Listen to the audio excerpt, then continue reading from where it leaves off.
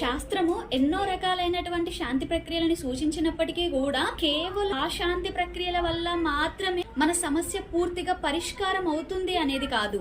ఈ సమస్య యొక్క కారణం తెలుసుకొని దానిలో మనం చేసిన తప్పులని సరిదిద్దుకోవడానికి మాత్రమే ఆయా పరిహారాలు అనేవి ఉపయోగపడతాయి. ఈ విషయాన్ని ప్రతి ఒక్కరూ అర్థం చేసుకోలేక మేము ఇన్నిన్ని పూజలు చేశాము, ఇన్నిన్ని శాంతి ప్రక్రియలు చేశాము, అయినప్పటికీ మాకెందులో ఫలితం కలగట్లేదు అనేసి చాలా మంది చెప్తున్నారు. కానీ ప్రతి ఒక్కరు అర్థం చేసుకోవాల్సింది ఏంటి అంటే, ఆ పరిహారాల వల్ల సమస్యలు పరిష్కారం అనేదాన్ని కాకుండా ఆ సమస్య యొక్క కారణాన్ని తెలుసుకొని దానిని నివారించే ప్రయత్నం చేయగలగడానికి మనం ప్రయత్నించినప్పుడు మనం చేసినటువంటి శాస్త్రమైన పరిహారాలు మనకి యూజ్ అయినట్టుగా అర్థం చేసుకోవాలి. అలా కాకుండా పూర్తిగా వీటి మీదనే డిపెండ్ అయ్యి నాకు ఇప్పుడే ఈ పరిహారం వలన పూర్తి సమస్య అంతా క్లియర్ అవుతుంది అని అనుకోవడము అసలు కరెక్ట్ కాదు.